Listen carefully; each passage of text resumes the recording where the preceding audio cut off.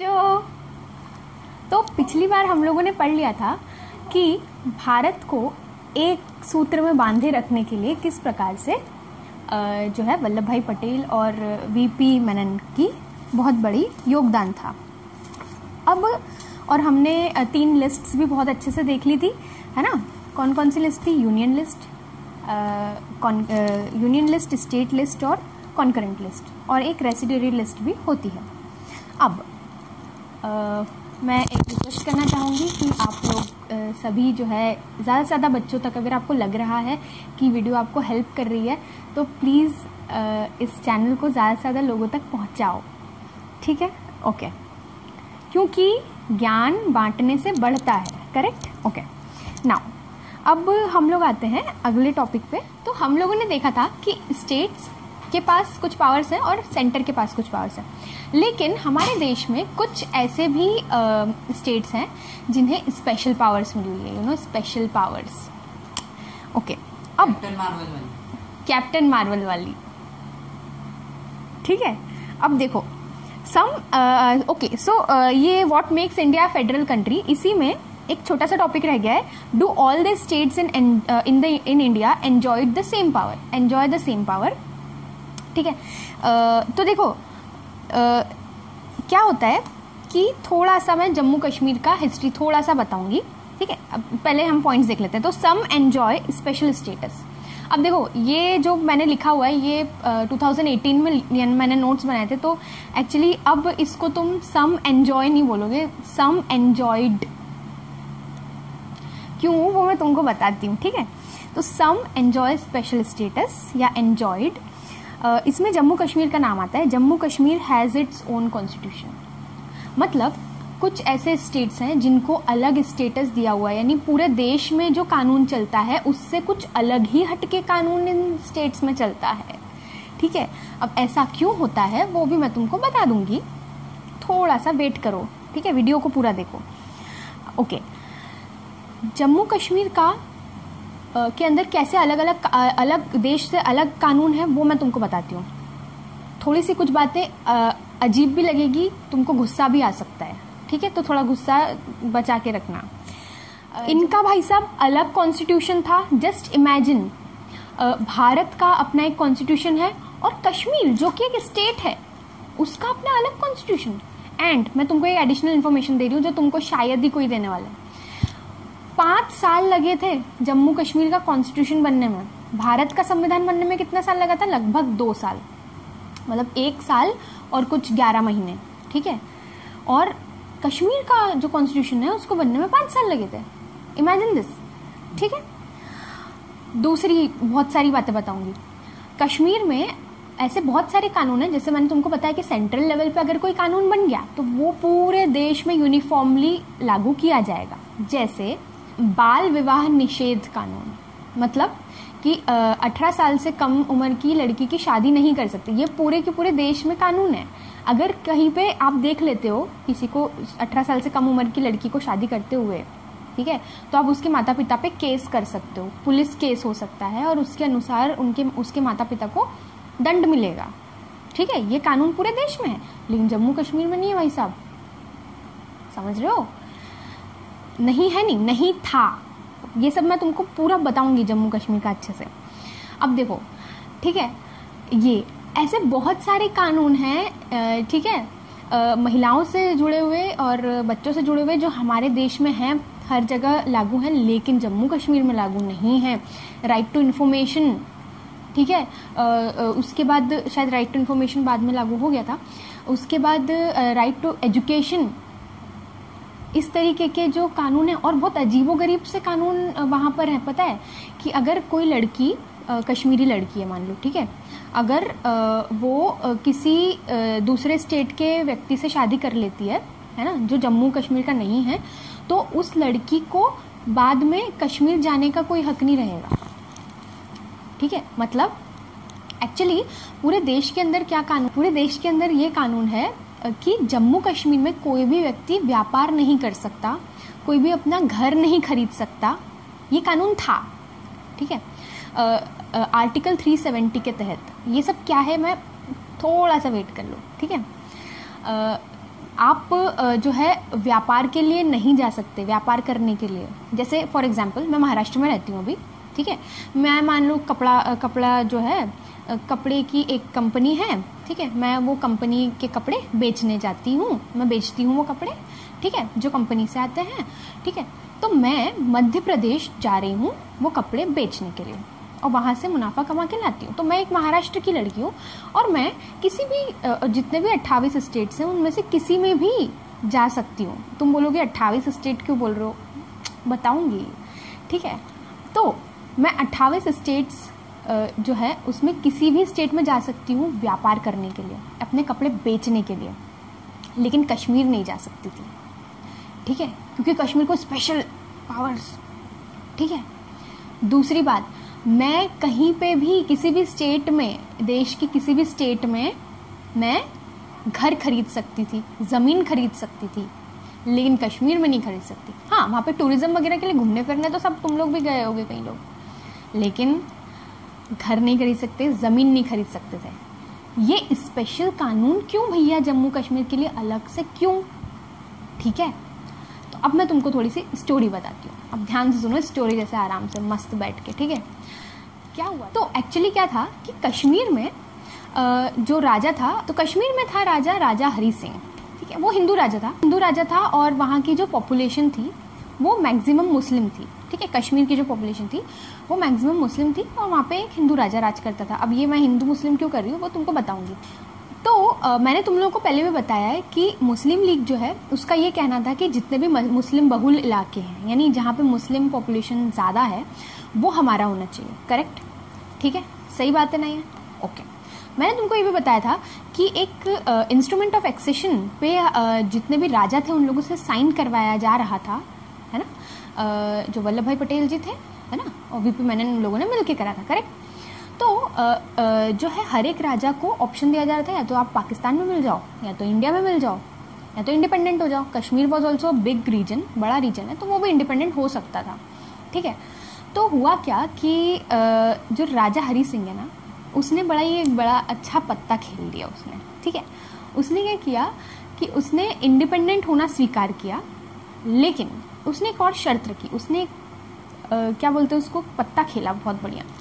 उसने क्या बोला कि मैं इंडिपेंडेंट तो हो रहा हूँ, लेकिन देखो कोई भी इंडिपेंडेंट एरिया जो नया सा इंडिपेंडेंट हुआ है, मैंने तुमको पहले भी बताया था कि उसके आसपास बहुत खतरा रहता है, क्योंकि दूसरे देश उसके ऊपर आक्रमण करके, क्योंकि जो है एरिया को हथिया सकते हैं। और कश्मीर तो कितना खूबसूरत है, कितना रिच है रिसोर्सेज के मामले में भी, ठीक है। तुम लोग आजकल भी सुनते होगे कश्मीर के लिए इतनी लड़ाई चल रही है, ठीक है। तो कश्मीर अगर इंडिपेंडेंट हो जाएगा तो डेफिनेटली वल्नरेबल बनेगा। वल्नरेबल मतलब कि उसको अटैक करेंगे लोग प्राप्त करने के लिए। तो जो हरी सिंह थे, सॉरी, ठीक है, उन्होंने क्या कहा कि भाई साहब मैं इंडिपेंडेंट हो रहा हूँ, लेकिन अगर पाकिस्तान ने हमारे ऊपर कभी आक्रमण कर दिया अगर, तो हम इंस्ट्रूमेंट ऑफ एक्सेशन पे साइन कर देंगे कि हम इंडिया में मिल रहे हैं, और अगर इंडिया ने अटैक किया कभी तो हम पाकिस्तान में मिल जाएंगे। बात समझ में आ रही है, ठीक है। ये शर्त रख दी ताकि अटैक कोई कर ही नहीं पाए समझ रहे हो, क्योंकि दो ही चांसेस है कि भाई या तो पाकिस्तान अटैक करे या फिर इंडिया करे। हाँ, चाइना बाद में ऐड हो गया, वो बाद में उसने भी अटैक करना शुरू कर दिया था, तो उसने ये किया, ठीक है।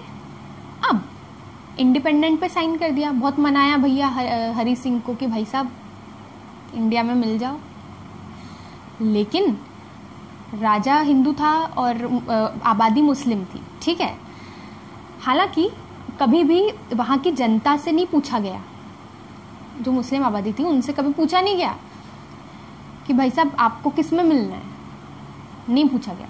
अब आगे की कहानी सुनो। खैर, इंडिपेंडेंट हो गया। ये इंडिपेंडेंस कुछ ज़्यादा दिन चला नहीं, ठीक है। अब क्या हुआ, इस समय तक पाकिस्तान जो है वो एक सेपरेट कंट्री बन चुका था, ठीक है। 1947 या 48 की बात है, ठीक है। पाकिस्तान जो है वो सेपरेट कंट्री बन चुकी है, इंडिया एक सेपरेट कंट्री है। कश्मीर का जो मुद्दा है वो सुलझ रहा है, कश्मीर इंडिपेंडेंट बन रहा है, ठीक है। इसी बीच क्या होता है, कश्मीर जो पाकिस्तान है, देखो तुमने पाकिस्तान की बहुत सुन रखी होगी, ठीक है। मैं तुमको बताऊं, वो बचपन से उसकी हरकतें वैसी ही रही हैं, ठीक है। जब पैदा हुआ ना तो ही वो ऐसी हरकतों के साथ पैदा हुआ पाकिस्तान। तो उसने पैदा होते से अपनी हरकतें दिखाना शुरू कर दिया था। सुनो कैसे। पाकिस्तान ने जैसे ही देखा कि कश्मीर जो है वो इंडिपेंडेंट हो गया है, तो पाकिस्तान की तरफ से कुछ कबीलियाई लोग मतलब कबीले होते हैं ना, जो ऐसे आदिवासी टाइप के, ठीक है। हालांकि वो कबीले वाले नहीं थे, वो पाकिस्तान की आर्मी के ही लोग थे, ठीक है। तो कहते हैं कि जो कबीले के कुछ लोगों ने आकर कश्मीर पे, यानी जो कश्मीर का तुम मैप देखोगे तो नीचे वाला जो कश्मीर है, मतलब साउथ वेस्ट कश्मीर पे आक्रमण कर दिया, घुसपैठ कर दी और वहाँ बहुत गंदे तरीके से लोगों की हत्याएं करी, जो कबीलियाई लोग थे। आज तक भी पाकिस्तान इस जुल्म के लिए मतलब मानता नहीं है अपना जुल्म, लेकिन किया है उसने डेफिनेटली। वहाँ पे घुसे और उन्होंने जितने भी एरिया पे अंदर घुसपैठ कर ली थी उतने को आज़ाद कश्मीर घोषित कर दिया और बोल दिया कि ये पाकिस्तान का जो है, पाकिस्तान के अंडर है। अब भाई साहब जो कश्मीर का राजा था हरी सिंह, अब भैया इसकी तो फटने लगी, बोले यार ये क्या हो गया, ये तो, क्योंकि डेफिनेटली लोगों के साथ बहुत बर्बरता के साथ व्यवहार किया गया। जो कबीलियाई लोग थे उन लोगों ने, जो कि ऑब्वियसली सेना के ही लोग थे, पाकिस्तान की सेना नहीं भेजा था, कोई इतने धुले हुए नहीं थे पाकिस्तान के जो सरकार थी वो। तो जो हरी सिंह था वो डर गया कि यार अब मैं क्या करूं, है ना। तो जैसा कि उसने कहा था कि अगर पाकिस्तान की तरफ से अटैक होता है तो इंडिया की मदद लूंगा, और अगर इंडिया की तरफ से अटैक होता है तो पाकिस्तान की मदद लूंगा। तो डेफिनेटली यहाँ पे पाकिस्तान ने अटैक कर दिया है। तो हरी सिंह ने इंडिया से, जवाहरलाल नेहरू से, प्रधानमंत्री से, वल्लभ भाई पटेल से, जो कि गृह मंत्री थे, उनसे मदद मांगी। क्या मदद मांगी? भाई साहब हमको आर्मी दे दो यार, ठीक है, आर्मी दे दो, उधर अटैक कर दिया है उनने। तो डेफिनेटली वल्लभ भाई पटेल ने, नेहरू ने कहा कि भाई तुम पहले साइन कर दो एक्सेशन पे, है ना, इंस्ट्रूमेंट ऑफ एक्सेशन, रिमेंबर हाँ क्या था वो, तो इस पे साइन कर दो कि हम तो इंडिया में मिल रहे हैं, तो हम दे देंगे तुमको सेना की मदद। कर दिया, क्या करेगा, है ना, रोता क्या ना करता, मरता क्या ना करता, करेक्ट। तो हरी सिंह ने साइन कर दिया, ठीक है।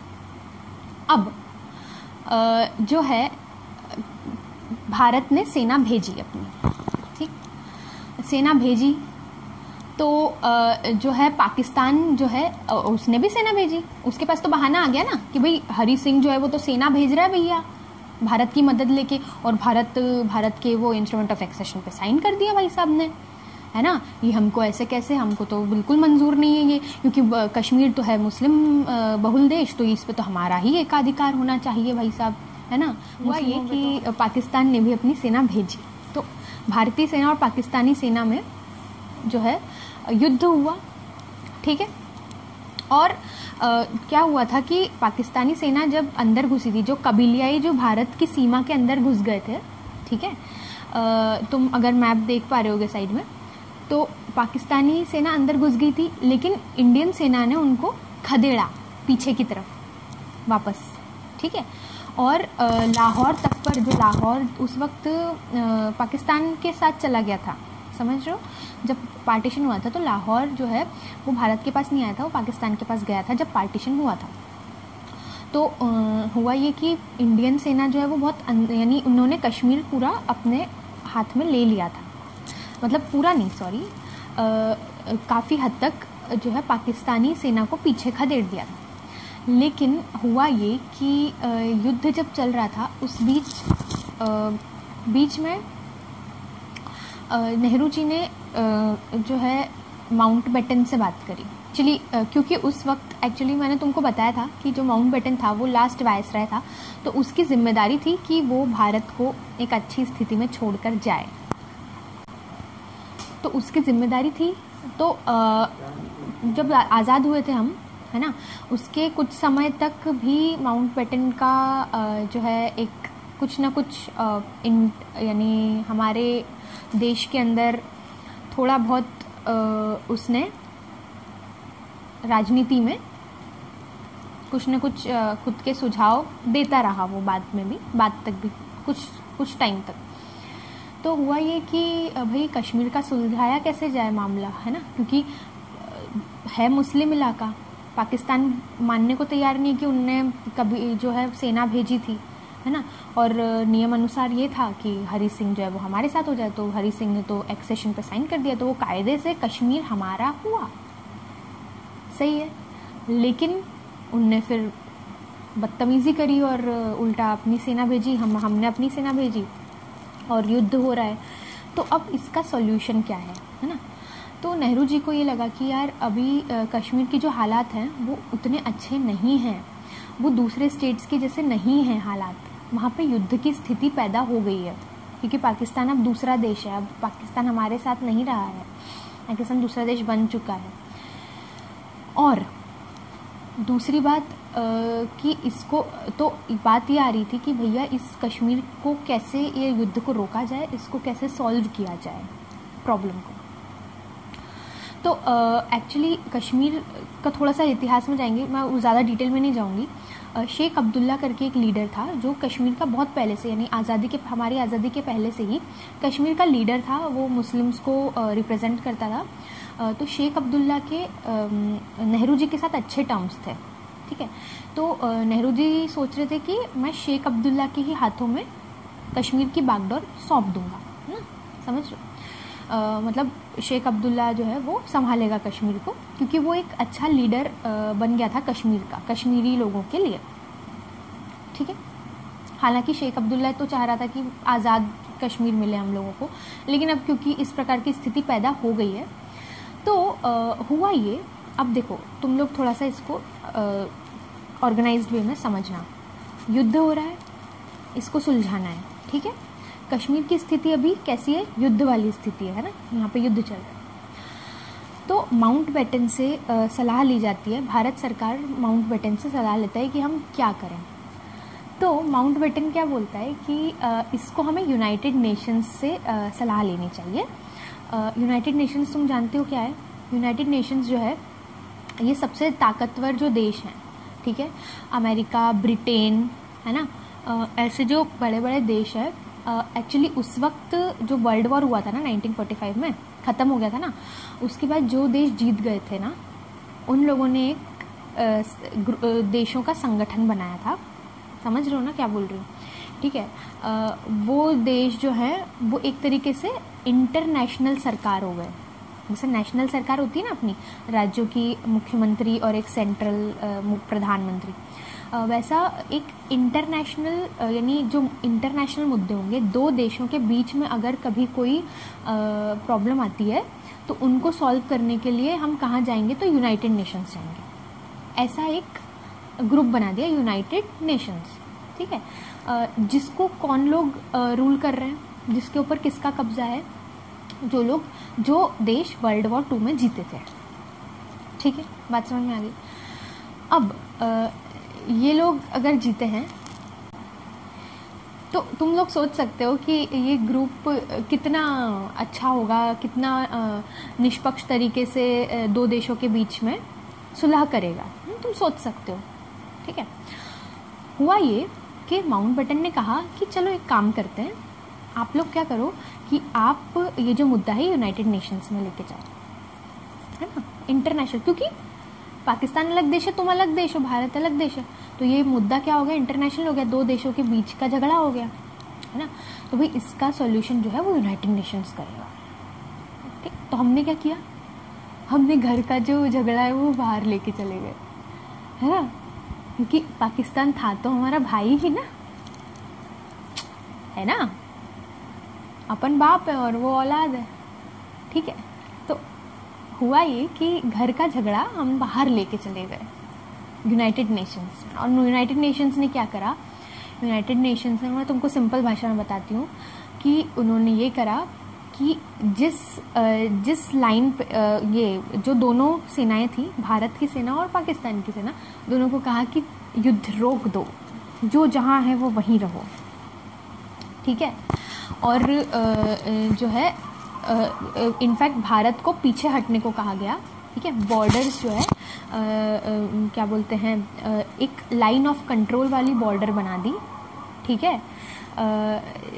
ये कहा गया कि भारत ने जो हिस्से कश्मीर के युद्ध में पाकिस्तान से ले लिए हैं, है ना, क्योंकि पाकिस्तान तो घुसा था कश्मीर में, है ना, कश्मीर में घुसपैठ कर ली थी, तो भारत ने क्या किया था कि वापस ले लिए थे वो हिस्से, और इनफैक्ट लाहौर भी ले लिया था।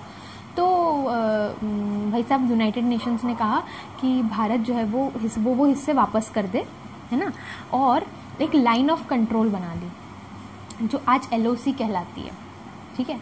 और ये कहा गया कि सीज फायर रहेगा। सीज फायर, सीज का मतलब होता है रोकना, फायर मतलब होता है फायरिंग, है ना, जब युद्ध करते हैं तो फायरिंग, सीज फायर यानी फायरिंग रोक दो, ठीक है। तो यूनाइटेड नेशंस ने कहा कि अब से सीज फायर रहेगा, यानी फायरिंग रुकी रहेगी, कोई युद्ध नहीं होगा दोनों तरफ से। और LOC के इस साइड भारत का कश्मीर और LOC के लेफ्ट साइड में जो है पाक ऑक्यूपाइड कश्मीर बन गया, वो POK जिसको कहते हैं, तुम सुनते भी होगे POK, पाक ऑक्यूपाइड कश्मीर, ठीक है। तो इसका तुमको समझ में आ गया होगा कि ये क्या है कि भारत में ये जो कश्मीर है वो पूरा नहीं दिखाते, कभी कभार तुमने देखा होगा, तुमको यहाँ पे पिक भी दिख रहा होगा, ठीक है। तो ऐसा था, ठीक है। तो यूनाइटेड नेशंस ने बोला, एक और बात बोली कि भाई साहब कश्मीर के जो लोग हैं उनका प्लेबिसाइट करवाया जाएगा। प्लेबिसाइट मतलब क्या होता है? प्लेबिसाइट मतलब एक वोटिंग करवाई जाए लोगों की, ठीक है, लोगों से वोट करवाया जाए कि वो लोग क्या चाहते हैं। हालांकि मैं तुमको बता दूं, ऐसा प्लेबिसाइट या एक वोटिंग जिसको उन्होंने बोला था कि वोटिंग करवाई जाए, वो कभी नहीं हुआ, आज तक भी नहीं हुआ। अब यहाँ पे मैंने तुमको बताया था कि ठीक है, तो ये हुआ। तो अब कश्मीर जो इंडिया के पास जो कश्मीर है, तो शेख अब्दुल्ला का मैंने तुमको बताया था, तो जम्मू कश्मीर का जो बागडोर थी वो शेख अब्दुल्ला ने पकड़ ली, ठीक है। वहाँ का वो प्रधानमंत्री बनता है, ठीक है। लेकिन क्योंकि उसने ये कहा सरकार से, भारत सरकार से, कि क्योंकि कश्मीर के अधिकतर लोग मुस्लिम्स हैं और अभी युद्ध हो गया है और कश्मीर के हालात जो है वो बिगड़ चुके हैं, क्योंकि पाकिस्तान की ओर से कभी भी कश्मीर के ऊपर आक्रमण हो सकते हैं, अब कभी भी घुसपैठ कर सकता है पाकिस्तान, जो अभी भी तुमको पता है कि करता रहता है। तो शेख अब्दुल्ला ने कहा कि इसलिए कश्मीर जो है वो दूसरे स्टेट से अलग हुआ, है ना, स्पेशल हुआ। तो कश्मीर की जो परिस्थितियां हैं उसके अनुसार उसका अलग कॉन्स्टिट्यूशन बनाना होगा। और जो हमारा कॉन्स्टिट्यूशन है, भारत का कॉन्स्टिट्यूशन, उसमें एक है आर्टिकल 370 और आर्टिकल 35A, इसको तुम सर्च करना। तो इसके अनुसार जो मैंने तुमको पहले बताया था कि हम घर नहीं खरीद सकते, हम ज़मीन नहीं खरीद सकते, हम वहाँ पे व्यापार नहीं कर सकते, है ना, कोई भी, यानी जो कश्मीर में रहने वाला है केवल उसका ही अधिकार है कश्मीर की धरती पे। ये वाला जो है शेख अब्दुल्ला ने भारत सरकार को बोला कि ये आपको करना होगा, और भारत सरकार ने करा भी। और जो है कश्मीर का अलग कॉन्स्टिट्यूशन, अलग फ्लैग, समझ गए, फ्लैग अलग, समझ रहे हो तुम। और कश्मीर के लोग, मैं तुमको बता दूं कि कश्मीर के जो लोग हैं उन्होंने कई बार भारत का जो फ्लैग है उसकी बेइज्जती की है, भारत की बेइज्जती की है, खुलेआम की है, ये कहते हुए कि हमें अलग कश्मीर चाहिए, हमें आज़ाद कश्मीर चाहिए और हमें भारत में नहीं मिलना है। ये सब कुछ पॉलिटिकल पार्टीज़ का एजेंडा था, ठीक है। अब इससे तुमको कोई ज़्यादा लेना देना नहीं होना चाहिए। तो ये था 370, आर्टिकल 370 जो कॉन्स्टिट्यूशन के अंदर है, जिसके अनुसार कश्मीर को स्पेशल स्टेटस मिला था। तुमको समझ में आ गया क्यों मिला था, इसकी हिस्ट्री समझ में आ गई।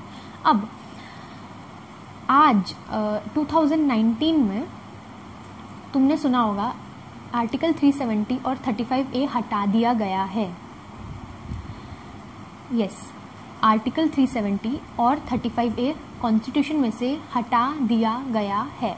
तो अब जो तुम्हारी किताब में लिखा है कि Jammu Kashmir has its own constitution और Indians who are not permanent residents of this state can not buy land, house in JNK, ठीक है, वो अब नहीं रहा। जम्मू कश्मीर का स्पेशल स्टेटस हट गया है।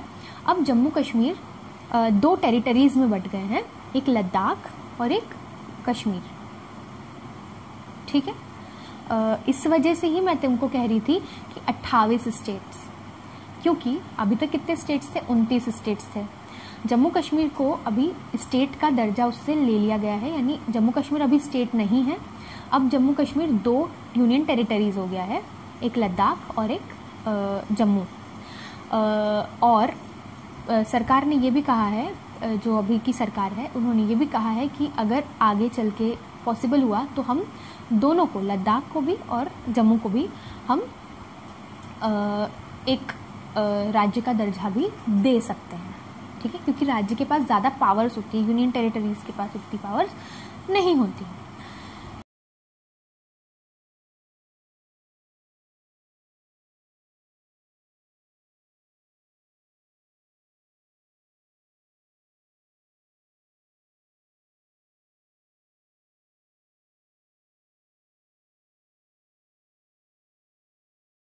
तो ये बहुत लंबा चला गया, लेकिन होप कि तुमको ये पहली बार सुनने को मिला होगा और होप तुमको कि पसंद आया होगा। अब similar special status is given to some other states also. ऐसे ही कुछ स्पेशल स्टेटस कुछ दूसरे स्टेट्स को भी मिले हुए हैं, ठीक है।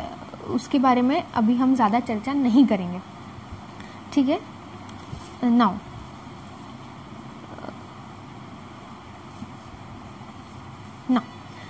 सम हैव वेरी लिटिल पावर, ठीक है, जैसे कि एरियाज लाइक लक्षद्वीप, दिल्ली, अंडमान निकोबार, ये सब यूनियन टेरिटरीज है, तुमको पता है ना। तो अभी हमारी कितनी यूनियन टेरिटरीज हो गई, 9 हो गई, क्योंकि पहले 7 थी, अब 9 हो गई, क्योंकि जो जम्मू कश्मीर था वो 2 यूनियन टेरिटरीज ऐड हो गई हैं। अब Andaman Nicobar were too small and they could not be merge in any state during independence. तो ऐसी कुछ कुछ एरियाज थे, जैसे तुमने सुना होगा पौंडीचेरी, गोवा, है ना। तो ये जो स्टेट, गोवा को तो अब स्टेट का दर्जा मिल गया है। पौंडीचेरी पता है क्या है, वो एक्चुअली जो डच आए थे ना, मतलब तुमको याद होगा अंग्रेज जब आए थे उसके पहले फ्रेंच आए थे, डच लोग आए थे, पोर्टुगीज आए थे, तो इन लोगों ने अपनी छोटी छोटी कॉलोनीज बना ली थी, ठीक है। तो पौंडीचेरी में भी ना ऐसा ही है, वहाँ पे आई थिंक डच या फिर ऐसी कोई कॉलोनीज है ना। जैसे तुमने देखा होगा गोवा में डच कॉलोनीज है, डच या Portuguese, I am not sure, तुम इसके बारे में सर्च कर लेना, है ना। तो वैसे ही पौंडीचेरी में भी है। फिर अंडमान कॉलोनी है, मतलब वहाँ पे क्रिश्चियंस रहते हैं, यानी दे आर डचीज, ठीक है। या फ्रेंच कॉलोनीज है, तो वहाँ पे फ्रेंच लोग रहते हैं, है ना, और वो कम्युनिटी है एक तरीके से अपने आप में, है ना। तो दे आर टोटली डिफरेंट, तो इसलिए उनको एक यूनियन टेरिटरी बना दिया, उनको स्टेट का दर्जा नहीं दिया है। और वो यूनियन टेरिटरी क्या होता है कि सेंटर के कंट्रोल में होता है वो। जैसे मैंने तुमको बताया ना कि स्टेट्स की कुछ अपनी पावर्स होती हैं, लेकिन जो यूनियन टेरिटरी है उसको स्टेट की पावर्स नहीं है, समझ गए। यूनियन टेरिटरीज की पावर्स बहुत कम होती हैं, है ना। और जनरली यूनियन टेरिटरीज को सेंटर कंट्रोल करता है, ठीक है, समझ गए। दिल्ली है, जैसे दिल्ली भी यूनियन टेरिटरी है, ठीक है, वो उसके पास भी बहुत ज़्यादा पावर्स नहीं है, उसको सेंटर कंट्रोल करता है ना। अंडमान निकोबार बहुत छोटे छोटे एरियाज है, तो इसको स्टेट का दर्जा देने का कोई मतलब नहीं है। और ये ऐसी जगह पे है बिल्कुल समंदर के अंदर कि सेंटर जो है वो ये ज़्यादा बेटर मानता है कि इसको हम ही कंट्रोल करें, इसको खुद की पावर्स मतलब देना उतना ठीक नहीं है, ठीक है। Okay, so they do not have powers of state, है ना। Central government has special powers to run these union territories. तो इन यूनियन टेरिटरीज को रन करने का स्पेशल पावर मिला हुआ है किसको, सेंट्रल गवर्नमेंट को। बात समझ में आ गई। चलो अब आगे बढ़ते हैं, आई थिंक बहुत लंबा हो गया ये, ठीक है। Okay, now what is the guarantee that the separation of powers between states and centre is maintained. भाई क्या गारंटी है, कभी भी सेंटर बोल दे कि ए तुम ये नहीं कर सकते, ऐसा नहीं होगा, ठीक है। हमारा कॉन्स्टिट्यूशन कोई हवा नहीं है, ठीक है, बहुत सोच समझ के बनाया हुआ है। सो ऐसा क्या है कॉन्स्टिट्यूशन में जो इंश्योर करता है कि इसकी पावर इसके पास रहेगी और मेरी पावर मेरे पास रहेगी, है ना। अगर ये फॉलो नहीं होता है तो कुछ तो नियम होगा कि अगर तूने ऐसा किया तो तेरे को ये सज़ा मिलेगी, बराबर। तो power sharing between centre and state is guaranteed by the constitution, constitution guarantee करता है। और अगर कभी सेंटर स्टेट के ऊपर हक जमाने की कोशिश करेगा ऐसी पावर्स में जो सेंटर की नहीं है, सिर्फ स्टेट की है, तो जो स्टेट गवर्नमेंट है वो सुप्रीम कोर्ट पे जाएगी, बोलेगी देखो कॉन्स्टिट्यूशन जो है उसमें इस रूल के अनुसार मेरा ये अधिकार था, लेकिन सेंटर ने फालतू में टांग अड़ाई, है ना, तो तुम इसको डांट लगाओ। तो फिर जो सुप्रीम कोर्ट है वो सेंटर को डांट लगाएगा, ठीक है, क्योंकि कॉन्स्टिट्यूशन का उल्लंघन अगर किया तो सुप्रीम कोर्ट डांट लगाएगा, समझ गए, क्योंकि कॉन्स्टिट्यूशन की रखवाली कौन करता है, सुप्रीम कोर्ट करता है। 8th क्लास में हमने पढ़ा था। चलो, now it is not easy to change this arrangement of power sharing, remember this, इतना कोई आसान नहीं है पावर शेयरिंग के अरेंजमेंट को चेंज करना।